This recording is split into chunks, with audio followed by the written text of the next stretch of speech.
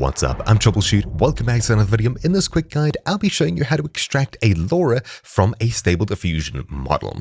Essentially, we have Stable Diffusion, which is just an image generation model or system. You can download custom checkpoints, save tensor files, etc., which are essentially fine-tuned versions of that base model. Now, a LoRA is similar in that it affects the original base model, but you can use it on any model for that matter. It doesn't have to be the base Stable Diffusion, and it's also got the advantage of being much smaller than a full model file. For example, Stable Diffusion is around 3 gigs for the 1.5 model.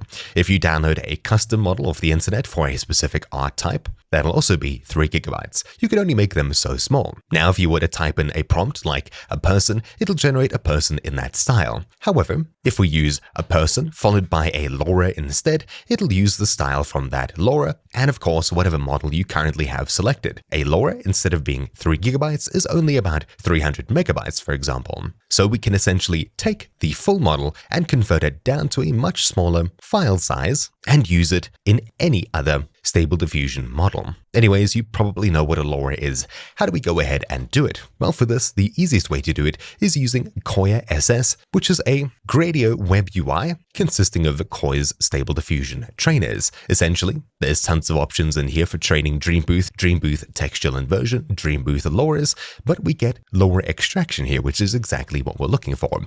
I'll go ahead and fire up the UI here, and I'll head to the Utilities tab at the very top, then Extract LoRA. If you'd like to know how to install this, I've created a super easy one-line automatic installer for Windows, and you'll find a link in the description down below to that video showing you how to use it. Of course, you can also manually install this by heading across to their GitHub, also linked down below.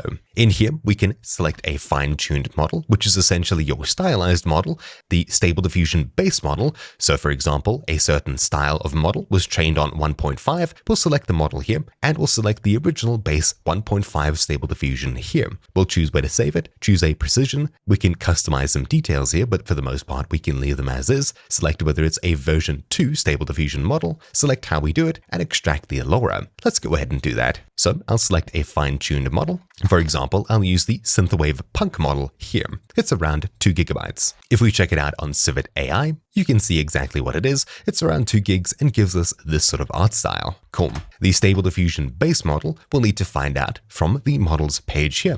This one was trained on Stable Diffusion 1.5. So for the Stable Diffusion base model, I'll click the folder button and we'll open up Stable Diffusion 1.5 that I downloaded earlier. This is around 4 gigabytes and the normal standard version that isn't trimmed or pruned will be around 7 gigs. Anyways, we'll open it here and we'll choose where to save it. Usually I'll keep it roughly the same name as the model, just with LoRA hyphen before it, so we know exactly what it is. I'll click save. Save precision, I'll leave as float. These other options I'll leave as is. Because this isn't a Stable Diffusion 2 model, I won't tick this. Device, we can leave as CUDA if your graphics card has quite a bit of VRAM. It's a good idea to have roughly 12 gigabytes of available memory in order to do this successfully with most models, but of course your mileage will vary, and you could probably do this on much less powerful hardware. Anyways, let's go ahead and do this. I'll click Extract LoRA model here, and it'll be loaded into our memory. So checking my VRAM here, and the console will see as things are loaded, then processed. So currently it's loading it into memory. You'll see as my RAM jumps up way high, and now we're basically starting to tell the difference between these two models. This of course could take some time, and depending on the speed of your computer, graphics card, and available memory, this could be quite a bit longer.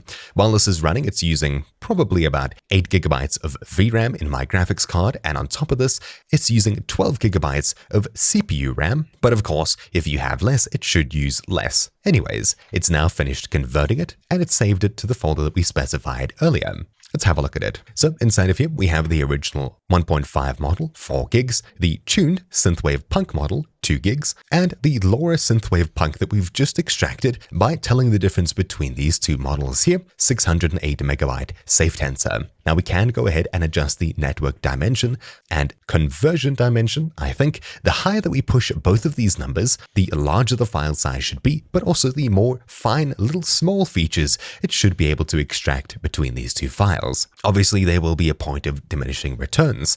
Also, not to mention, when you're extracting a LoRA, which is essentially finding the difference between these and saving only that, you are going to lose the small tiny details, but you'll see exactly what I mean in just a moment. The quality will still be impeccable, but if you try and generate an image that you find on the internet, for example, this one here, you may not get the exact same result if you use the exact same options. I'll go ahead and copy the generation data for this image here, paste it into Notepad so we can use it later, and we'll go ahead and close the kohya.tc GUI, as well as the actual program running it here to clear out our graphics card, and I'll go ahead and fire up Stable Diffusion Web UI. Obviously, you'll find a link to installing this in the description down below if you don't already have it. So, firing up the Web UI, I'll also open the Stable Diffusion Web UI folder here, then Models, and we'll open the LoRA folder here. When you do, simply just drag the brand new LoRA that we've created into here. Then, obviously, if you don't already have these other two models, you can place them in your Stable Diffusion folder here as well. That way we can go ahead and compare them. Let's have a look at this. So over here, I have Stable Diffusion 1.5 selected. I'll go ahead and select the Synthwave Punk version rather. This is the exact same model we downloaded here. I'll paste in the positive prompts, the negative prompts, select the method to match the image here. So it's EULA A, config level 7, steps 30, size is 512 by 704. Now, I'm not expecting the same exact image as they have here, as I'm using a different VAE, for example. There's many different factors that can lead into getting an image that's not exactly the same. Oh, not to mention I didn't set the seed. Let's do that now. Okay, there we go. We got a different image to what they have here, but that's to be expected. This is what I got by using the base model. All right, let's go ahead and duplicate this tab here so I don't lose anything. We'll copy the same settings, and in fact, let's just generate a few images so we can compare them.